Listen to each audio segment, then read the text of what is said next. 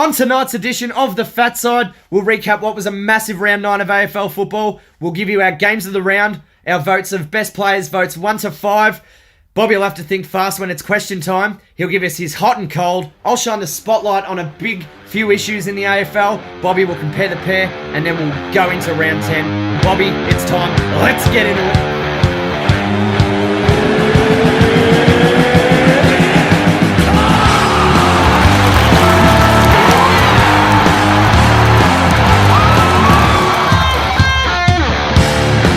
Yes, good evening everybody and welcome to the Fatside. I'm joined here with Bobby. Bobby, how are you, mate? Mate, I'm fantastic. Look, we had some really tight games, some real nail biters this week. We had some crappy results and Sunday was a pretty poor day for footy, but there are some really rippers to talk about. Yeah, it was another really intriguing round of footy. I thoroughly enjoyed it. Caught most games or...? Yeah, I caught quite a few games, and I'm really excited to analyse the games of the round this week because there's some significant results and a little bit of shifting fortunes along the ladder. So let's kick it off with what happened on Friday night. We had West Coast defeating Melbourne. It was 85-69. Pretty solid effort from the D's. Their third quarter momentum was massive. I really thought they might have had this game in the bag, and then they were squashed in the fourth. Kennedy kicked 4. Yo was best for West Coast for me. Gorn absolutely destroyed Vardy, tin ass. And, well, he did, like Bruce said, he turned him inside out, and I thought that was a pretty weak effort on Vardy's part. Yeah, it was pretty ordinary, mate. Well, look, then we had Collingwood St Kilda. Great game. Fantastic game. Collingwood really struggled to shrug off the Saints for 3 quarters, but in the end they won by 41. Not a flattering scoreline for the Saints who actually put up a fight. Collingwood kicked 6 goals, 5 in a row in the fourth. Myercheck ended up with 4 goals, 1. Sidebottom was great, and Grundy was Grundy. Carried on being his dangerous self. And the return of the torpedo punt, Jaden Stevenson, what a ripper. Nice barrel. Is it a barrel or a torp? I like calling it a torp, but it's a barrel as well. All right, and then we went to Brisbane, Adelaide. A real nail biter, down to the wire stuff. The Crows came so hard at the end. They kicked 5 in the last, the Crows. Neale was fairly prolific for Brisbane. He had 39. Charlie Cameron was dangerous all day, but he did kick 3 goals, 5. And in the end, Adelaide came up short by 1 point, 93-92, Brisbane winning at home. Then we moved on to Geelong and the Bulldogs.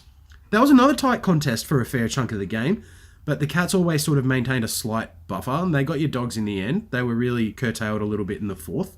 Cats by 44. Mitch Duncan had 25, 3 goals. Stewart took what was an iconic mark, absolute legendary classic mark, 100-year-old mark. I loved it. The Dangerfield injury was much talked about, sometimes by Corns, who was just being a sook because he's not as good of a player. Wallace for your boys, 29 touches, 2 goals. I thought he was your best. Yeah. Then Essendon and Freo. Well, this one wasn't a nice game. It was a pretty ugly affair. This was a very scrappy, wasteful game. But in the end, the Bombers came out on top. We won by 7 points. Dylan Shield finally kicked a snag. He actually kicked 2 in the fourth. Zach Merritt had 35 touches, and Mundy was absolutely Freo's best by a mile. Jesse Hogan in front of the big sticks was really wasteful, 1 goal, 4. Bet your relief meter was red hot. Absolutely. Yeah. You know, we looked to have that game in the bag, and then they got a few contentious free kicks that started to bring them within a sniff. So, yeah. You know, I'll take the 4 points gladly, thank you. Then Sydney and North. You said this could have been a battle for the spoon. You cannot be serious! And look, it was a great game, actually. I wasn't that interested to watch that game. I switched straight over as soon as the Essendon game was over. It was fantastic, that last quarter. A real fight back by North, and it became a nail-biter. Some real missed chances in the end. 4 goals, 5 in the fourth from North, and they ended up losing by 5 points. For the Swans, Parker and Hewitt were probably their best. Zeeble was sensational. And the Swans are still undefeated in Hobart. Yeah, absolutely. Hey, Tom Papley played pretty well too. Yeah, good game from Paps. Snags. Then Port and Gold Coast. Bit ho-hum to start Sunday. It really didn't set the agenda alight to excite my juices on a Sunday for footy. Pretty comfy win to Port. It was 89-51. They didn't pull away until the third quarter, where they showed some proper class. And Gold Coast only kicked 1 point in the fourth. Connor Rosie was pretty impressive. Boak had 36. And for the Suns, Fiorini, 38 touches, 1 goal, 1. The next highest possession getter for the Suns had 24. It's a bit of a lone hand out there, young Fiorini in the middle. Then we were treated to what I thought would have been a good game at the G, Richmond and Hawthorn.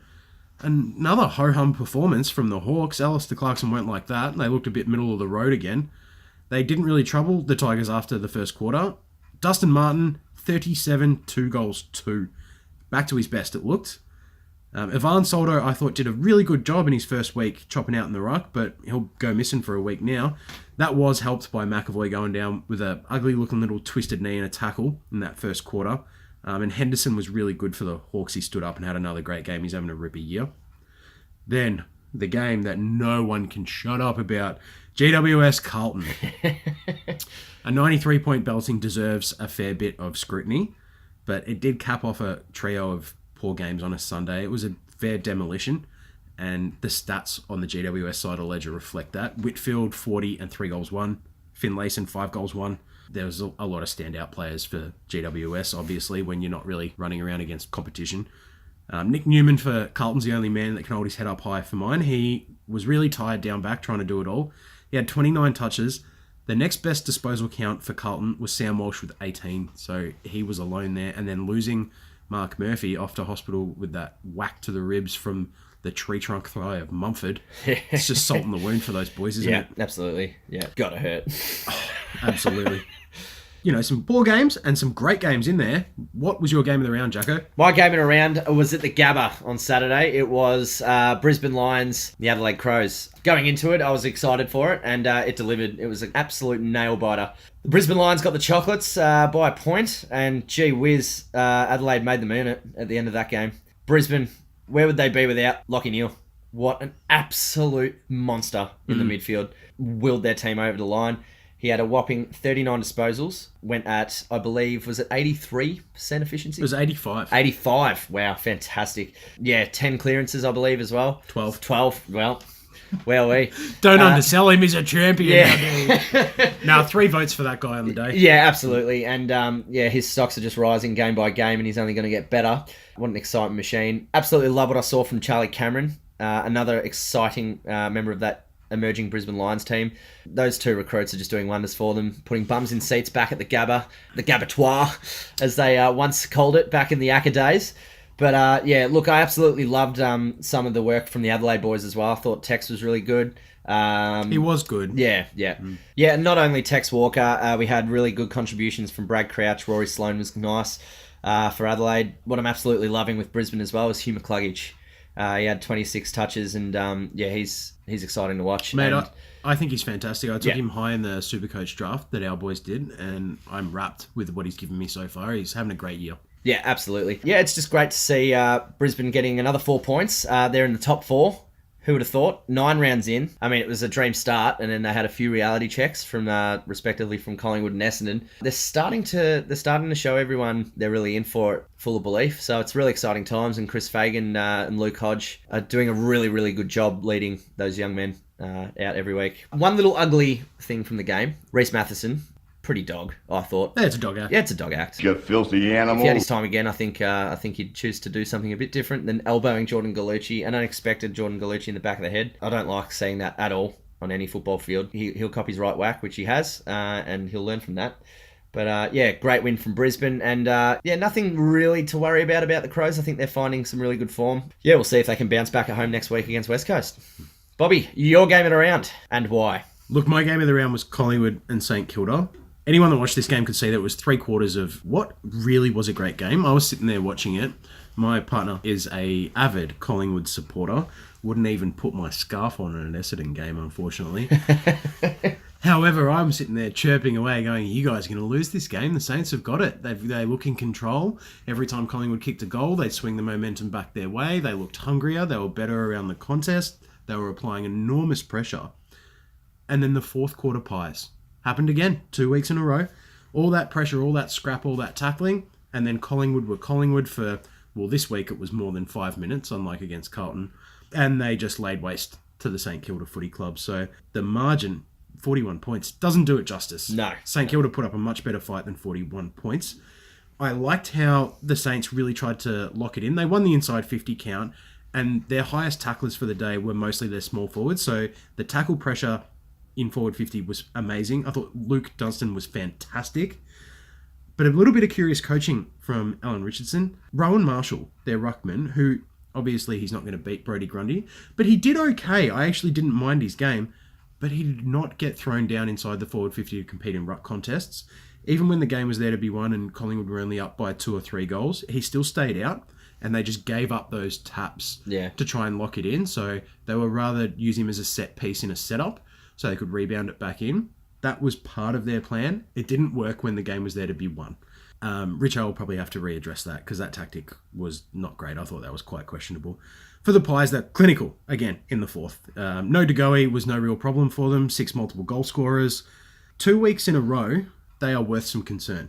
I've been talking to you for about a month now how they keep losing quarters, and it's really noticeable. In some games, they've lost 3.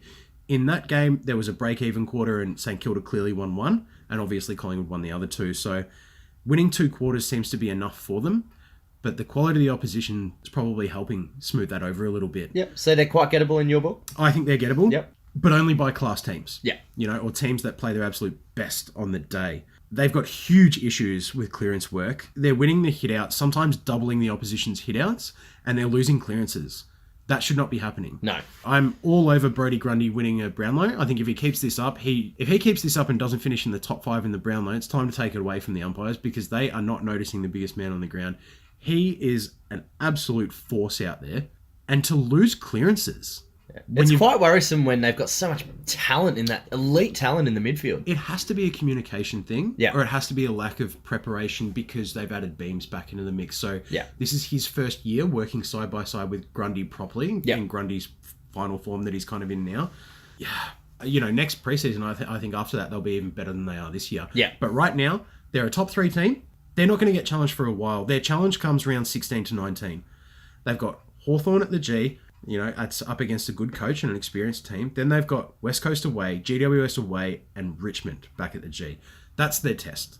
That's a finals-like month where they're going to get tested, so we'll see what they're really about by then. Are they your 3 seed behind Geelong and GWS at the moment? I think they're even with GWS, just narrowly behind Geelong. Yeah. Yeah, I do have some concerns, but for the moment, they don't really have to worry too much. Yeah. Right, well, that leads us into the votes, Jackie boy. Obviously, each week we go through and we rank our top 5 performances of the round, and then we'll go and give you the leaderboard as soon as we've run through them. Jack, who are your votes? Kick me off with you first. Beautiful. I'm going to give 1 vote to Geelong's Mitch Duncan this week. He had a nice 25 disposal, 3-goal game. He was absolute class and really stood up when it mattered against the feisty Bulldogs in that midfield. And to go at 92% efficiency is absolute class, and he's just a smooth operator, really fun to watch. My 2 votes goes to Collingwood's Adam Treloar. He had a really big day out. He had 38 touches. Obviously, his disposal efficiency can be questionable at times. But look, he has an absolute crack. I love his ferociousness at the contest. And he's just a really fun player to watch when he's up and going. My 3 votes this week is Lachie Neale of the Brisbane Lions. He had 39 disposals, 85%, running at 85% and 12 clearances. He was enormous for Brisbane and willed their team across the line and led from the front all day. And he'll continue to do so as the season goes on. My 4 votes goes to, he's back, the Dustin Martin of old. Dustin Martin, 37 touches, 3 goals and 10 clearances. He was enormous.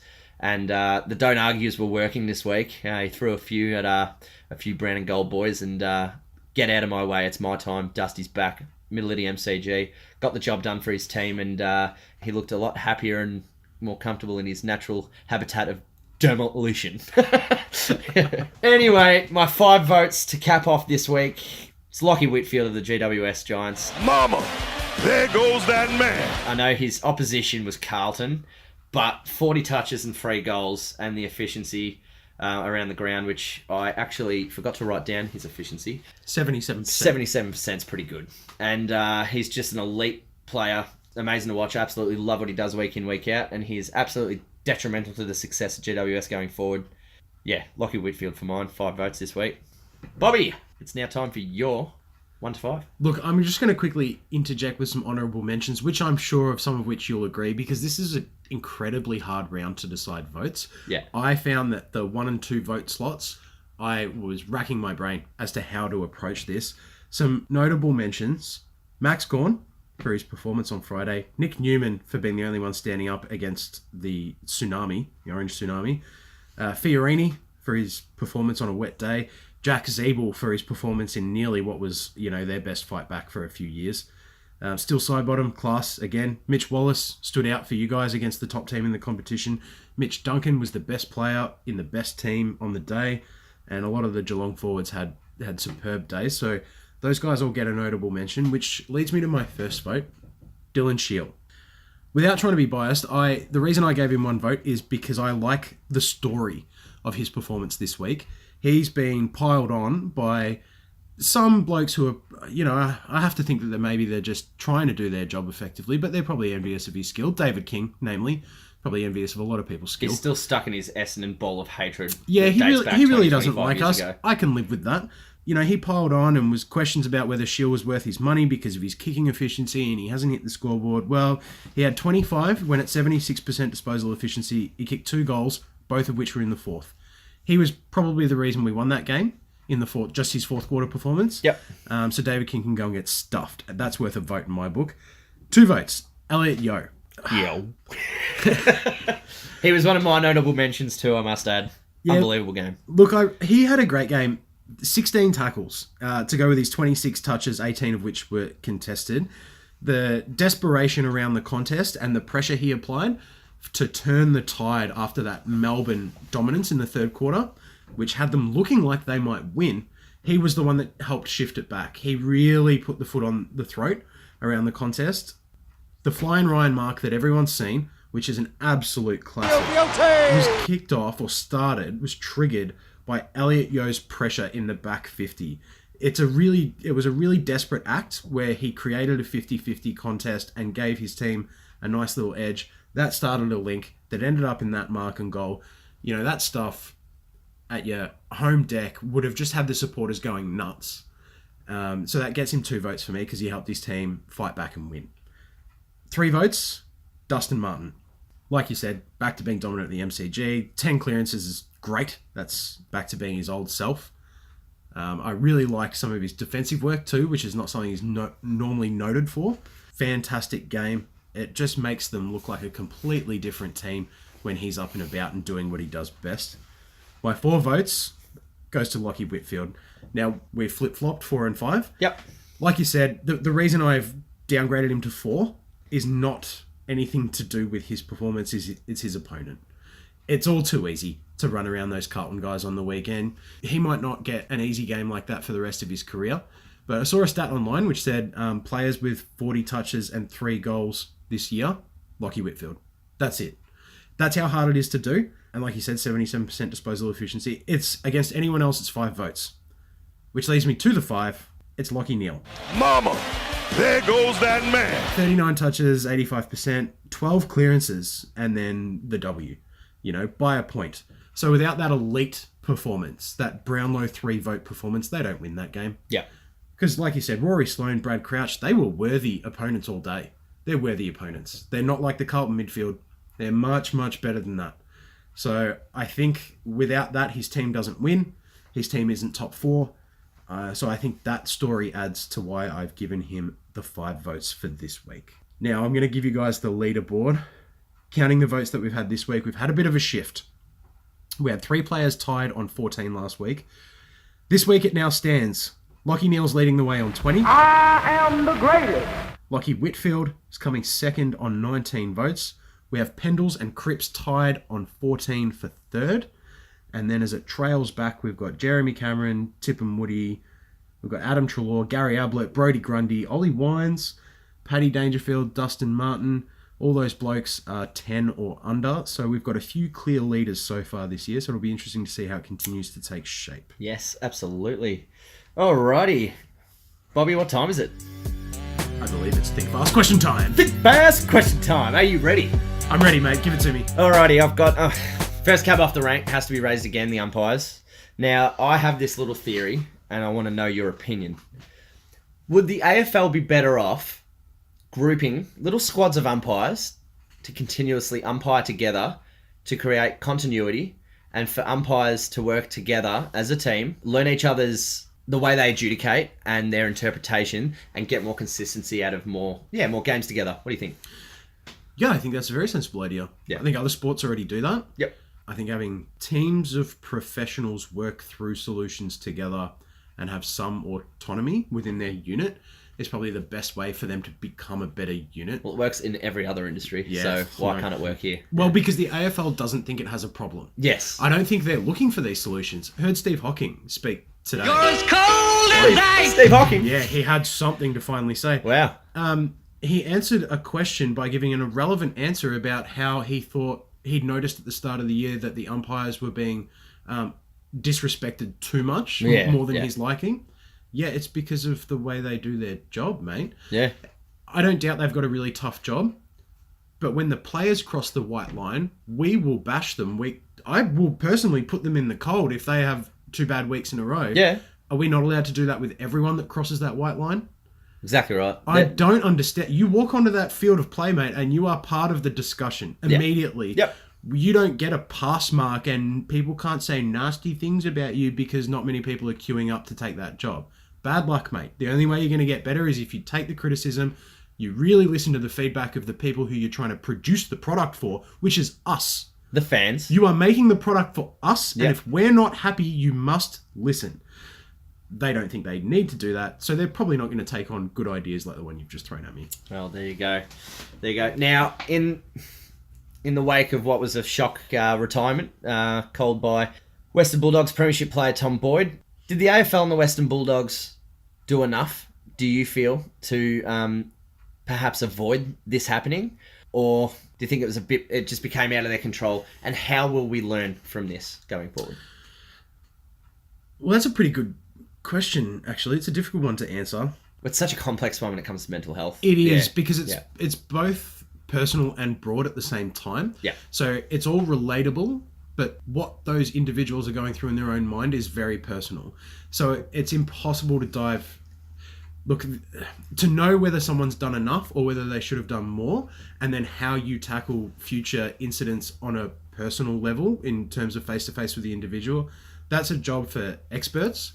So it's probably not something I'm equipped to comment on, because I think you should really leave that to the experts. It should be left to people that will definitely have the best interests of that person at heart and know exactly how to jump every hurdle that it will require and drag that person with them towards a finish line that has happiness at the end of it. The AFL could definitely do more. We're only just learning how to walk our way through this forest. Yeah. I mean, society as a whole is doing a lot to do with that, and the AFL's no different in that respect. So, of course, there's more to do. Yes, we could all do better. No one's pretending like we've got the answers, but time and the honesty from blokes like Tom Boyd are really going to help fast track those results. Absolutely. And really, really admirable and courageous stuff from Tom there. I've actually got one more question for you. Give it to me. And we touched on them. We touched on their draft history a few weeks ago. North Melbourne, Wayne Carey has called them a shambles. Yeah. I think we can agree with that at the moment. Yeah. Are you now starting to think it is time that they move on from Brad Scott and go in a different direction, because this doesn't seem to be working? I'm just going to reel a quick stat before I ask you the question. Yep. On the weekend, Jared Pollock was their big key marquee signing because they couldn't get an actual A-lister superstar. He had 14 disposals at quarter time. He was red hot. Zach Jones went down injured. Robbie Fox went to him. At 3/4 time, he had 19. Robbie Fox kept him to 5 disposals over the second and third quarter.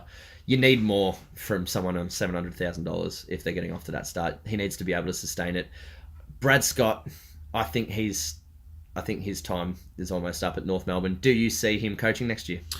Oh, well, we kind of brought this up a few weeks ago. Yeah, we did, but when we did a podcast, and I went through the North Melbourne list and we discussed this at length.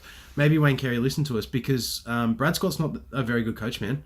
He's not a good coach. They've drafted incredibly poorly for a decade now. I find that Ben Brown at pick 40-something, 7 or something, is the only gem that they've plucked out in a decade. And a lot of the guys that they did take high in the national draft are not even playing football. Yeah.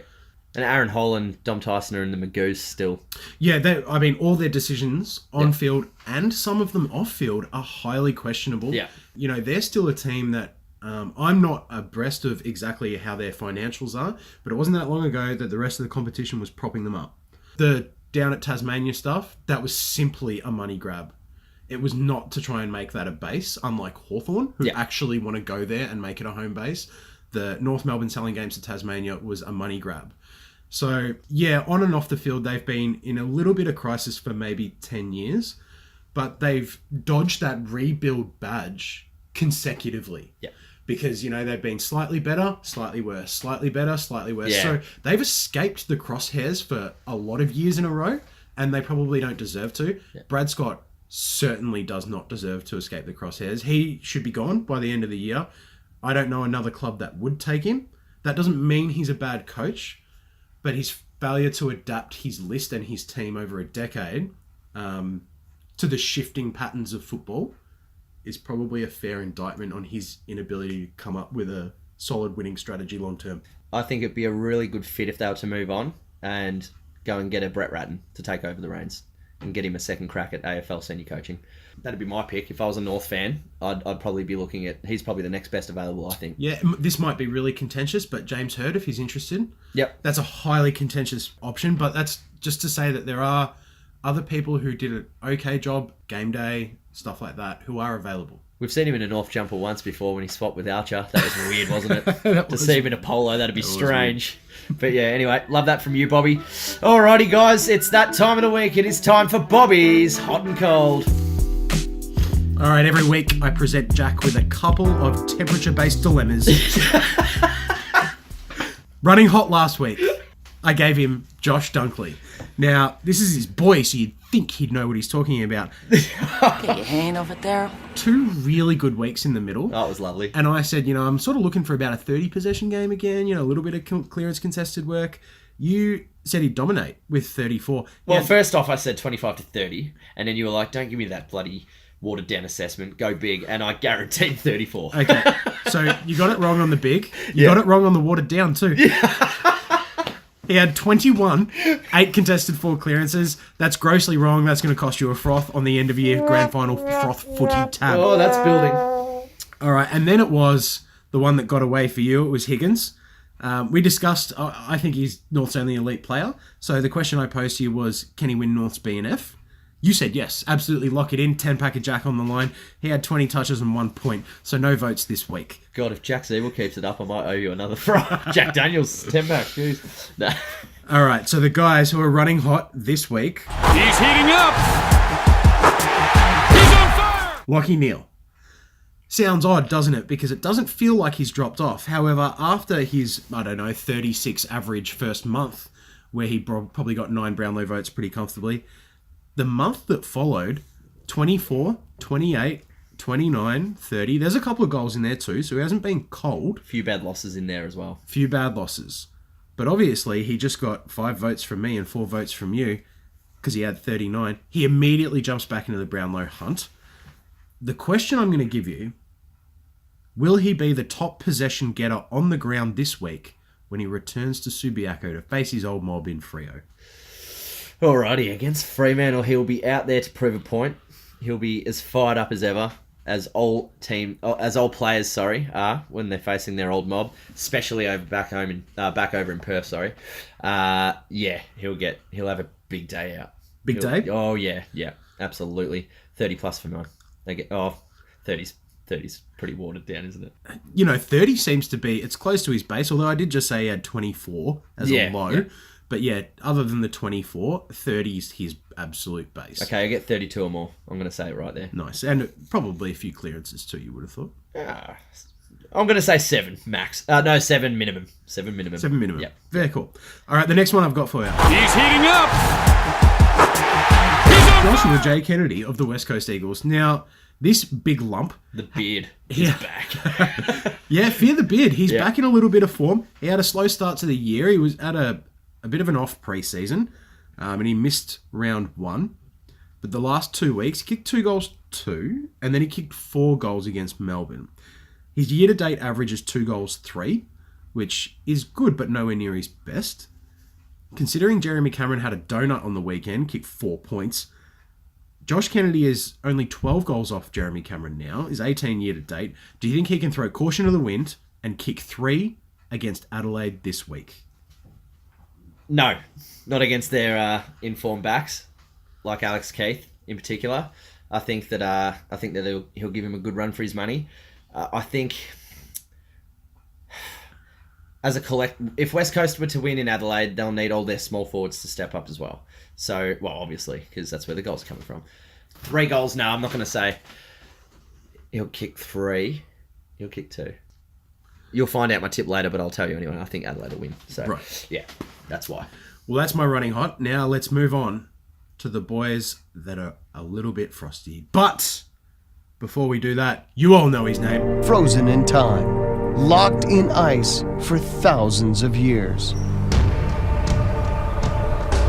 The Iceman was given a name. Josh Schache update. Oh, bashing the Schache again, are we, Bobby? Nah, look, I'm having a bit of a fun with this one, to be quite honest with you. I actually sat down, took the time to make music. So, look, yeah. No, I can't wait for him to get out of the icy coffin. You don't want people to stay down there for too long. No. I'm starting to get worried he's been down there a while. He only had one on the weekend, and he was not named in Footscray's best at all. Just one major, eh? One major. So he had better goal-scoring performances from Bailey Dale. You know, yeah, he looked good, didn't he? Yeah, he looked good. Yeah. You know, but bit of a problem. And the Schache really can't find form after a month down there in the Magoose. So, you know, I'll be sure to keep you apprised of when he steps it up. But, all right, the real running cold, the two that I gave you last week, Tom Lynch of the Richmond Footy Club, I reckon I picked the line better than Sportsbet on election night. I said 3+ versus the Hawks. You said no. He got 3. That's a froth. Damn it! And then I gave you Tipper, Anthony McDonald, Tip and Woody. The stat to say that when he scores, we win, it carried on. It's unbroken. Remarkable stat. So we won, and he presented up, kicked 3. He had some spice to the bland soup of Freo Bombers. And you said yes, and he did grab a snag, so well done. Now, my running cold this week. Drum roll. This is a slight deviation off the normal, Pat. You're as cold as ice. Kevin Bartlett. Oh, KB. Who, for those of you that do listen to SEN, and even those that don't, the old man's lost his marbles. Yeah, he's getting on, isn't he? I've been very tempted to target half the Croc Media team during the year because they've had some sloppy performances. But KB the last several weeks has taken it to a new level of idiocracy. He runs his weekly team of the century and takes nominations for it, and he picks the, I don't know, whatever categories he's trying to pick from. I'm going to give you the last 3 weeks. This guy's not in form. The Oops team of the century. Oops. Then we had the inanimate object team of the century. Or as Kevin put it, the inanimate object. Couldn't even pronounce it properly. Yeah, there's a bit of rust on the old brain of that fella, that old bugger. Then this week I thought, surely it can't get much worse than that. The on-the-job team of the century. When you told me that, the first thing I said to you, Jack, was, so any player named Smith? I don't think he thought this one through. Hey, the funny thing about this is I was driving home and KB and the doc on the afternoon started and they were dissecting the previous week's team of the century. I said to Bob, I was on the phone to Bob and I said, ooh, what I'll do is I'll listen to KB and the doc and I'll see what the new one is. Surely it has to be better, as Bobby just mentioned. And so on the job team of the century, well, any last name of any footballer, past or present, that suggests an occupation of any sort. What? And the first nomination, straight off the bat, Cale Hookup, lock him in, captain. The oldest profession. All right, well, someone's got to give KB a dementia test because this guy's off the rails. All right, well, anyway, my running cold for this week. The first one I give to you is Paul Puopolo. You're as cold as ice. You know, he's a leader down there at Hawthorn. Yeah. He's a small forward. They'd expect something out of him. In his prime, he was definitely kicking goals. I'll give you his last month leading up to the game last week. So versus Carlton, 10 touches, 0 scoreboard impact. Versus Melbourne, 12 touches, 0 scoreboard impact. GWS in their win, 16 touches, 1 point. And then on the weekend, 10 touches, 0 scoreboard impact against Richmond. Look, he's maintained a 5 tackle a game average, and he is tracking at 83% disposal year to date. He has only kicked 5 goals, 5 for the year. They've got 2 games before the bye. So they've got Port this week. Do you think he can kick 2 more goals before the bye? Yes, yeah, I do, for sure. I love Pop. I love Puopolo. I love what he brings to the game. He's so crucial for Hawthorn as a leader, but he knows he's got a lot to work on, as do a lot of their senior players, to be honest. Hawthorn are sort of adjusting, new players coming through. Obviously Chad Wingard's injured at the moment. but he's still trying to find his way at the club. And as we saw the other week, Piopolo was right in the middle of that sort of discussion on field with Chad Wingard, letting him know his 2 bobs worth.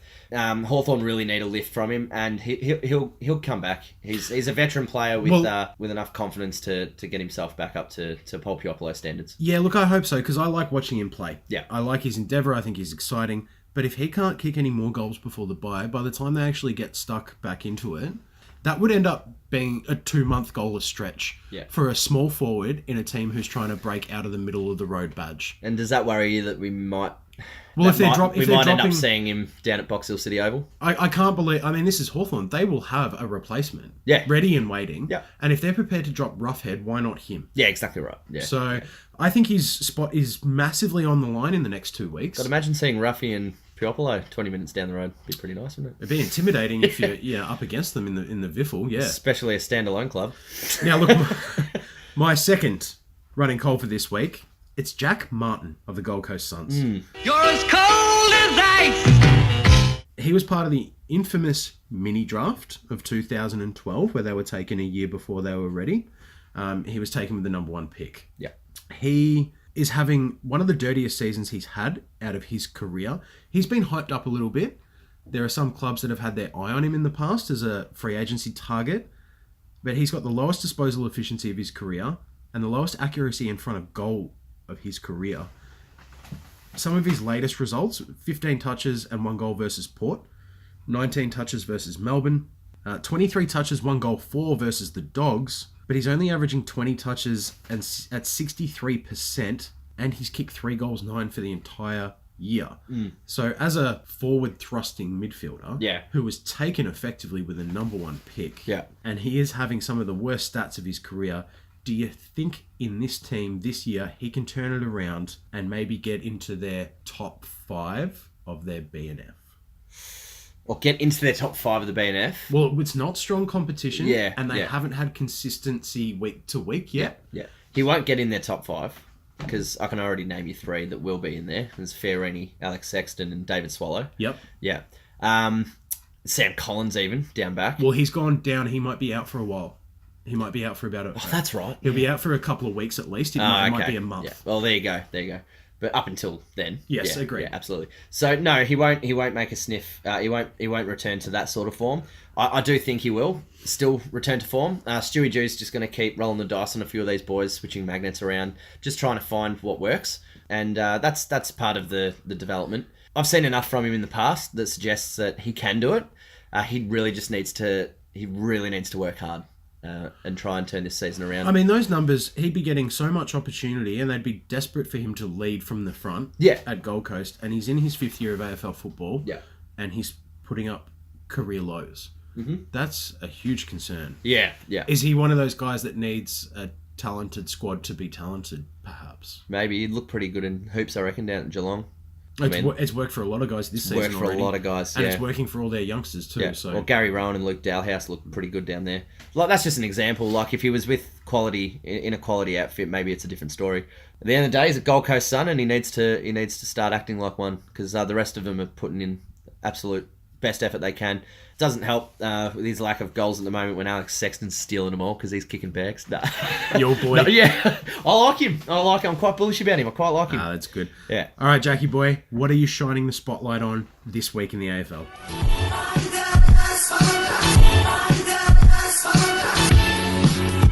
Say that again. Holy shit, Jamie, pull that video up. Alrighty, I don't think there's anything else to shine a spotlight on than the shock retirement of Premiership Western Bulldog player Tom Boyd. Look, it hit me on quite a personal level as a Western Bulldogs fanatic. Anyone that knows me knows I'm Bulldogs crazy.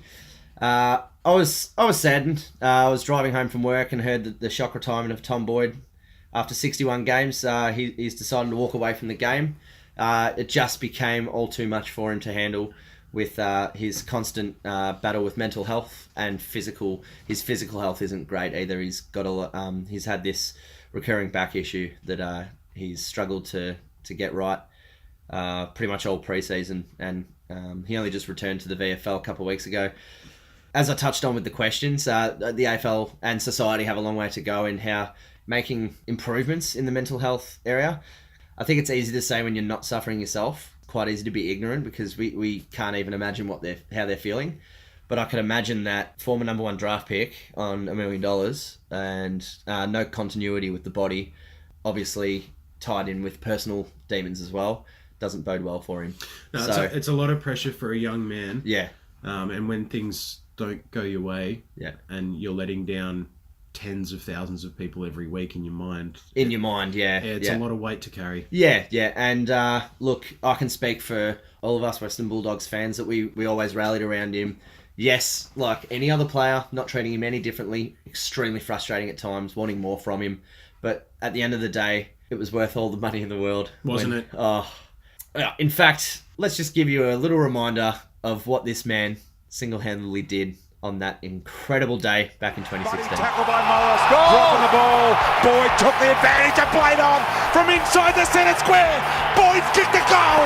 Boyd's kicked the goal from inside the centre. Fuck! I can't believe that. Boyd has kicked the goal from inside the centre square. He's got the magic. Can you believe that? Franklin had it jarred from his grasp by Morris. Naismith had a touch in there, so too can Franklin run down by Morris, who's been epic. Tom Boyd from long range. This would be fitting. It bounced on its point. Wow. The fates, the gods are with the dogs. That changed direction in the goal square. It cancels out the score review. And Tom Boyd stands as the $1 million champion. Wowee, Bobby, that takes me straight back. It's spine-tingling stuff, mate. Really is. It's unbelievable. I was absolutely privileged to be there on the day. Equal best day of my life. Meeting my partner and the Bulldogs winning the flag. Doesn't get any better than that. Spine-tingling stuff. I might just add, though, early on, first quarter, I couldn't sit still. I always imagined growing up what it would be like to beat a grand final, and it was so much more than I thought it was going to be. I was a wreck. And Tom Boyd dropped an uncontested chest mark in the first few minutes, and I punched my leg and screamed, "For God's sake, Boyd! Like, come on, mate!" But boy, oh boy, did he prove me wrong straight away. That was a Goliath premiership winning performance. Arguably the Norm Smith medalist. Yeah, he was my Norm Smith medalist. Yeah, in front of Jason Johannesson. So this is about Tom Boyd, and we're here to celebrate what unfortunately is a short career, but we're here to celebrate one of the all-time great performances on the most important day of the year, and that's grand final. Look, I will say that he's got a couple of things to his name that no one can take away from him. One's a premiership medal. Yep. And the other thing he's got is a very interesting stat. Number 1 picks to win a premiership medal. There's a very short list here. Drew Banfield, Des Headland, Luke Hodge, and Tom Boyd. So it's really hard to get a number 1 pick and have them come in and impact your team. But that's what it's worth in the big dance, to have a player who has all that potential and then, like you said, have a frustrating moment, but then to show it. It looked like the birth of Tom Boyd at that moment. Yeah, it was Tom Hawkins-esque of 2011, for sure. In every moment he thinks about it, he would have to be absolutely enraptured with that day, because he's going to go down in folklore. Yeah. Not just for your club, but that moment in AFL. Yeah. One other thing we should probably just quickly mention, since we're talking retirements, Heath Grundy retired today. He'd been a fair journeyman for the Swans. It was really critical. He has got a premiership medal to his name. I'm pretty certain there's an All-Australian or two in there. He was one of the better backmen in the league for quite a few years. 256 games for them. Some of his issues are not dissimilar to Tom Boyd, although he's at a different stage of his life. He's had a chronic back issue that he can't quite get right. Yeah. He's not... I heard him say that he wasn't even able to get up for training. So he's really struggling physically. And he did have some time away from mental health not too long ago from the Swans, so I'm sure they'll miss his leadership. They're getting a bit thin. They're going to get some more retirements by the end of the year, I would have thought. But, good career from Heath Grundy. Deserves some praise because he's been a very good AFL player. He's been a gentleman, never had a bad word to say about him, and he's cut us open a few times too. Yeah, absolutely. And John Longmire touched on him today in a press conference, just saying that he was an incredible part of that team, and he'll never be forgotten for his unbelievable service he served the Sydney Swans over those 256 games. And I must add another retirement to Richmond Premiership Ruckman. Sean Grigg, after 214 games with the Blues and the Tigers, Sean Grigg has called it a day, called time on his career after his body has let him down this year, and he's done the selfless thing of allowing Richmond a spot that they'll so desperately need to fill due to a lot of injuries this season in the upcoming mid-season draft, which I believe is next week. Really, really selfless stuff there from Sean Grigg, and a really emotional, really good speech he gave to the boys as well. So I'd like to congratulate both of those boys on a tremendous career. And might I just quickly add on the Tom Boyd scenario as well, what I forgot to touch on was, from the bottom of my heart as a Western Bulldogs fan, I'd love to thank Tom for everything he's done for us. And look, let's not rule out, he's only 23, let's not rule out a future return. But for now, let's hope he can get some more enjoyment back in his life and find a happy place. Alrighty, Bobby, it's that time of the week again. You're going to throw a couple of doozies my way. It's time for Bobby's Compare the Pair. Compare the pair. Yes, each week I give Jack 2 players. I try and make him as tough as possible. I enjoy watching him squirm quite significantly in his chair because he has no idea what I'm about to throw at him. Last week I gave you Clayton Oliver and Travis Boak. You said you'd take Travis Boak right now. And even when I said by the end of the year 2, and you said yes. So, look, on the weekend, Oliver had 29 3 clearances. Boak had 36 and 8 clearances, so you've nailed it. So I'm going to discard a froth from the tab for you, mate. Hey, that's very generous, thank you. All right, this week, the 2 blokes I give to you, David Mundy and Steel Side Bottom. Wowee. Look, there are areas these guys match up and areas they differ. They're both veterans. They've both played a lot of football, and they're both on-field leaders for their team. They've both got class. They've got high IQs, goal-kicking abilities, and they're both clutch. Steele's obviously a better runner, and Mundy's he's a bigger body, so he's a better inside mid. I'll give you some of their averages, and then I want you to answer my question. Mundy's averaging 27 at 72% efficiency. He's kicked 5 goals year to date. He's had 5 goal assists also. He's averaging 6 clearances, 4 tackles, 4 inside 50s, 350 metres gained. Steel Side Bottom is averaging 26 at 77. He's kicked 5-3 year to date, only 2 goal assists, so I'm surprised about that. He's averaging 2 clearances, 2 tackles, 4 inside 50s also, and 400 metres gained. Now, if you were in charge of a very young expansion team, which should be in Tasmania, and you were to draft a veteran midfielder just for one season, Brisbane Luke Hodge style, which one would you take and why? That's a really good one there, Bob. You've done another ripper job this week. I'm taking Fremantle Dockers David Mundy. Not by much. I've got a lot of love and a lot of respect for Steel Side Bottom what he brings to the game. The reason I'm taking David Mundy is that he's just been an absolute standout performer week in, week out for the majority, if not most of his career. 302 games to date.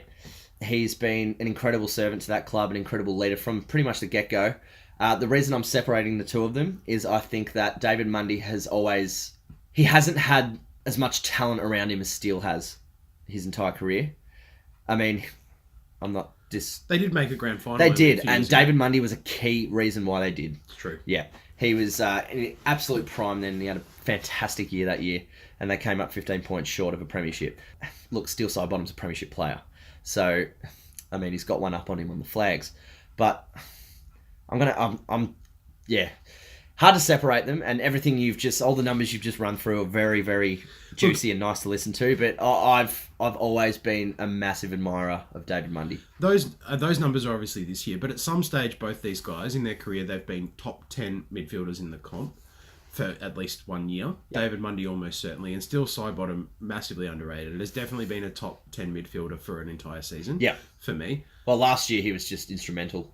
Yeah, so I think they both got similar traits where no one's really stepping up. David Mundy has really grabbed the bull by the horns in some games. Still Sidebottom has done the same thing when we saw Pendlebury out for a little bit and Treloar kind of struggling to really find his feet and dispose of the ball properly. He was their best midfielder by a mile, Still Sidebottom. So they both have on-field leadership. It is a tough one to separate. I don't know which one I'd take. That's why I ask you this question. Yeah. So you don't really have a definitive answer? I don't know the answer, man. Obviously, the saying it was just for 1 year makes it a little bit tougher. Steele's got more footy left in him than Mundy. So if you had to take one tomorrow, I reckon you'd take Steele. Yeah. Just for the longevity, because he's going to give you more output for longer. But it is tough. Because it is such a tight compare the pair, what I'm actually going to do is I'm going to put a poll out on our Instagram and I'm going to see what our listeners think. I think that'll be really interesting. Yeah, you guys make the call. But this week, it's time for Jack to make the call for you. It's time for Jack's multi. Oh, ho, ho. Alrighty, I've got an absolute doozy here. Now, I've got a 3-legger. Port Adelaide are paying a very generous $2.05 to beat Hawthorn at the MCG. What? So, yeah, $2.05. Hawthorn paying, I believe, $1.64 at the moment. Great value in that game, guys. Yep, so I'm backing Port Adelaide to beat Hawthorn. You are like a truffle pig, mate, finding value everywhere. Yeah. Now, I've got a 1-24. I've got the Crows defeating the West Coast Eagles at home. $3.10 that's paying. That's tremendous value. That's good value too. Yeah, really good value. And then I've got the Dockers, the Fremantle Dockers, to respond after a tight loss against the Bombers. 1-24 to beat Brisbane on their home deck at $3.40. And you will find a combined total that is paying $21.60. Chuck a cheeky one on and let us know how you go, guys. That's my multi for this week. And always remember, gamble responsibly. I like it. Very good. Now, before we head into the match preview, we're just going to check the tips from last week. We both got 8. You tipped North, and you got that one wrong. I tipped the Crows, and I got that wrong. We both got the 2 tie games wrong. Yeah. So we're pretty much around the mark. A lot of people would have got 9. Good on you. For the year, I'm leading Jack by a single vote. So I'm up there on 57. He's on 56. We're not doing too bad compared to the general public, as far as I can tell. This week is a very tough one to tip. First game, Sydney versus Collingwood. Who have you got to win and why, Jacko? Alrighty, up at the SCG. Sydney got a win against your mob on their home deck, but that was one of very few lately. I've got Collingwood going up there and getting the job done. I think Collingwood can't afford to drop these games leading up to round 16 onwards. They've got a pretty juicy run. So I think they'll go up there and get the job done. They'll win by about anywhere between 20 and 35 points. So I'm saying 4 or 5 goal victory to the Pies.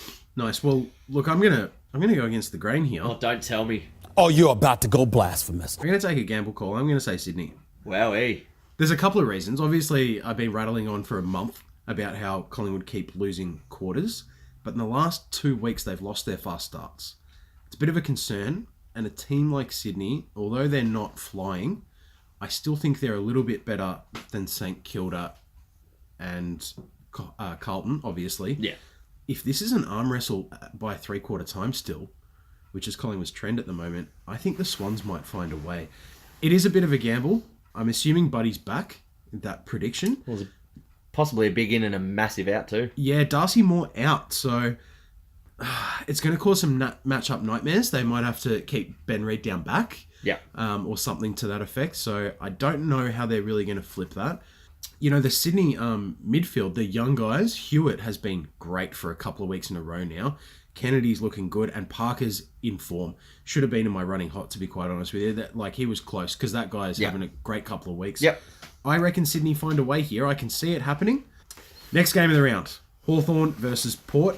It's at the MCG. Who do you have to win this one, Jack? Yeah, I've got Port Adelaide coming down to Melbourne and getting the job done against the Hawks. I just think they're just a better team at the moment, and I think if they want to be taken seriously and they really want that final spot, these are the games they must win. Yeah, I think they'll beat Hawthorn by about 3 or 4 goals. Yeah, look, I've got Port too. The Hawks didn't play the G very well at all last week against Richmond. I think the recipe's there for Port. They just have to rewatch the tape of that game. They've got a pretty similar lineup to Richmond in a lot of regards. So I've got Port winning by 20 points. Let's move on to your boys versus North. Who have you got to win and why? Alrighty, Marvel Stadium, $2 at 2:10 on Saturday afternoon. I've got the Western Bulldogs defeating North Melbourne. I'm going to the game with a few of my North mates and my lovely partner Ali. Recent history shows these are tough slogs. They're close classics. There's been a couple of ripper games between these two in recent history. I just think that the Bulldogs are stronger in a lot of areas of the ground.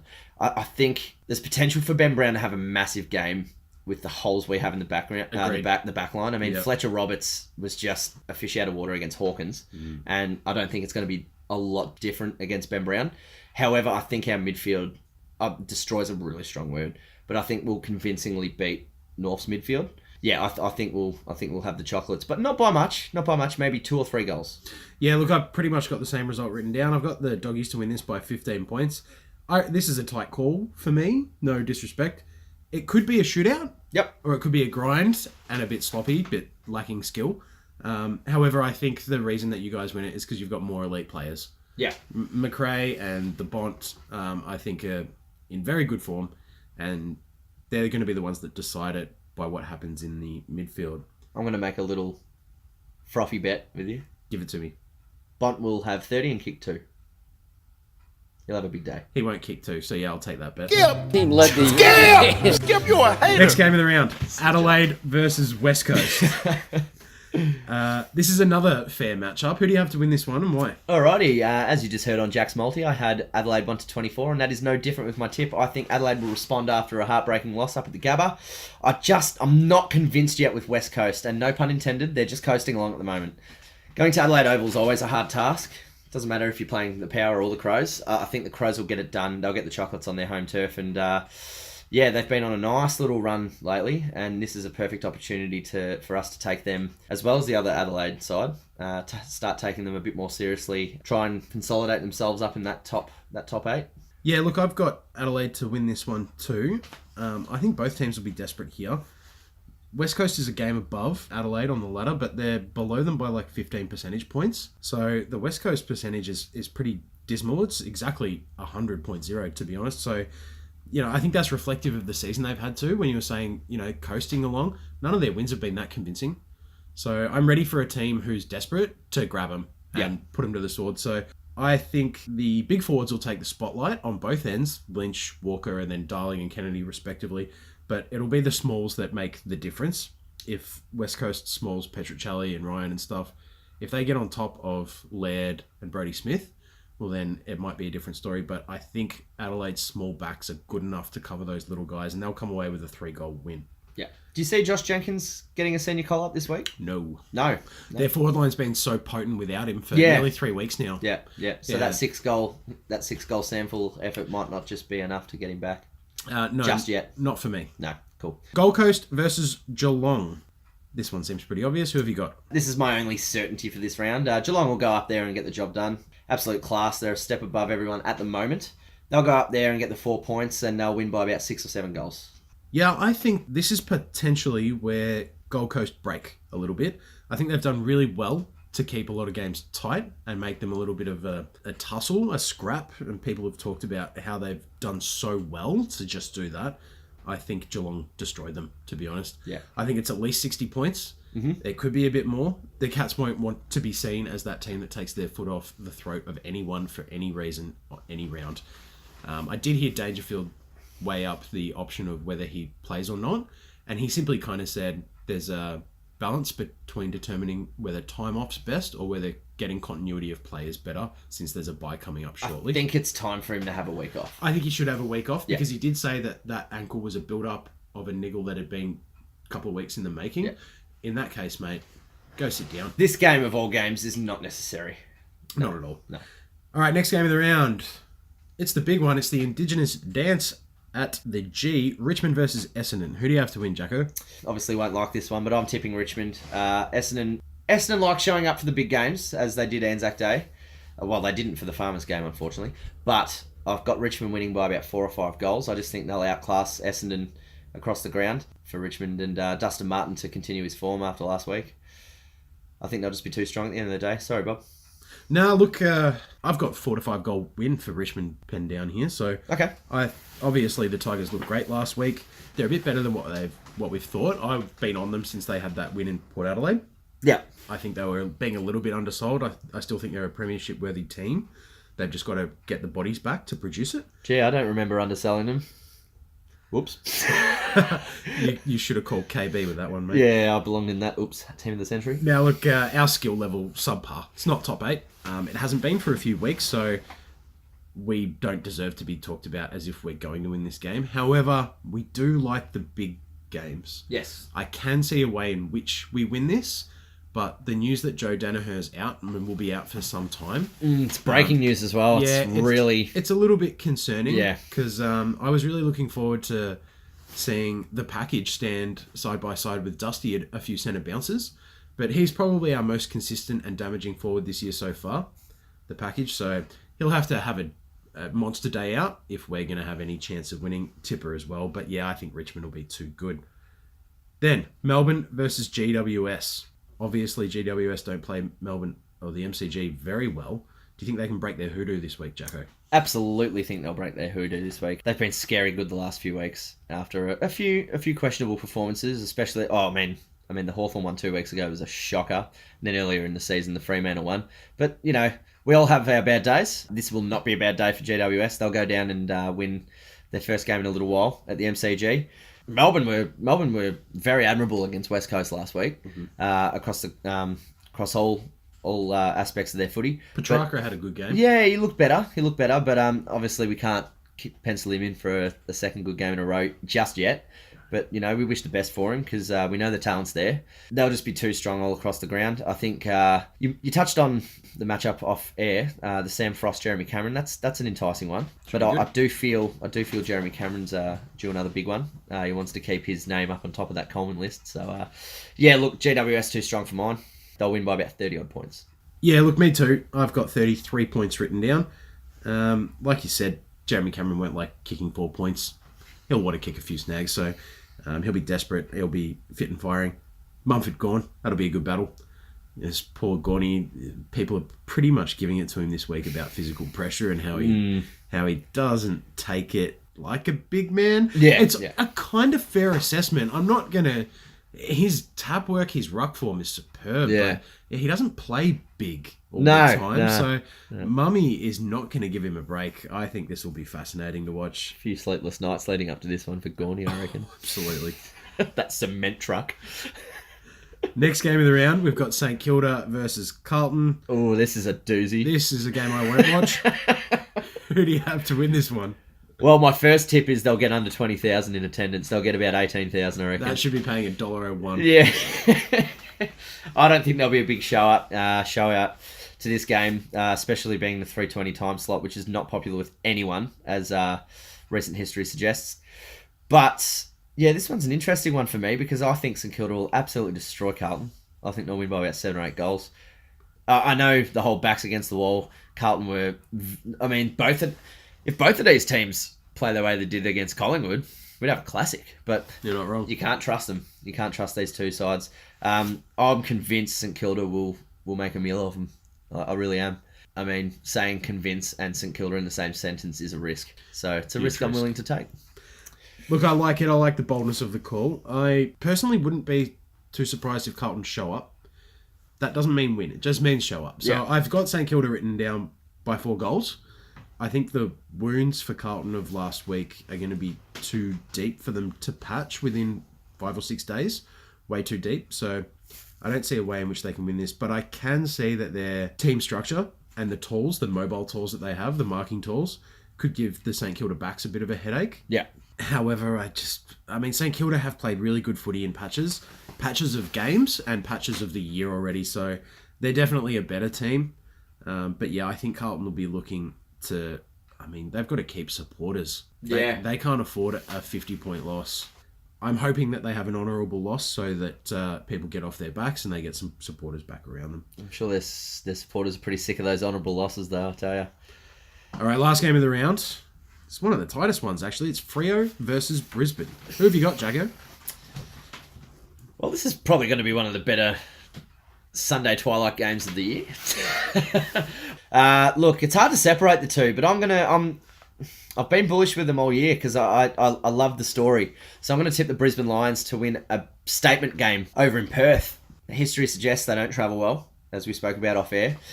But I think this, as I said, statement game. This is the time where the Brisbane youngsters get on the plane for the hardest road trip in the game and go to Fremantle and get the 4 points. Not by much. Could be a goal or two. Could be a tight contest. I just think that Lachie Neale will have a massive day out against his old mob. And I'm willing to put a beer on that as well. And Yeah, I think that. I think Brisbane will win a tight one. I can see all the reasons that Wade say Brisbane. I'm going to take Freo, and I've taken them by 10 points. So a few weeks ago, I tipped Richmond against Freo over there, and you were adamant that Freo would win because they were playing at home and the strength of their team this year. And I thought, have I undersold them a little bit? So I went and had a little bit of a look. They are a good home team. Yeah. They are a good team. I watched my mob, play horrible football, and Fremantle were worse than us last week. So I don't have a lot of confidence in them. But I do think that they were massively under what they've performed so far this year. And they're clearly better than last week's effort. We're struggling to put a score on the board again. Yeah, that's not great. Yeah. That's not great signs. And Neale returning to Subiaco, the fans in purple will be boisterous. Yeah. They will be so boisterous down there. Yeah. I'm sure his teammates still have a soft spot for him. I've not heard any thing about... Social media suggests they're all pretty close. Yeah. Close mates. Yeah. But look, the Lions don't travel well. They have not travelled well all year. This is their longest trip. I think all that stuff sort of works against them. And off the back of a really tough game last week, they might be licking a few wounds after that. So, yeah, look, I've got Freo, but yeah, coin flip for me. But I'll put my money down on Freo and we'll see what happens. Breaking news, obviously, as well. It doesn't bode well for your boys. Devon Smith, out for the season, requires knee surgery.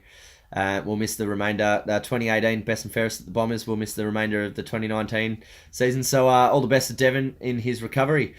Exciting news from us at the Fatside. We are now on Instagram and soon to be on Facebook too. Now make sure you jump to the Fatside podcast on Instagram, where we share all the latest sport from all around the world. We touch on everything else as well.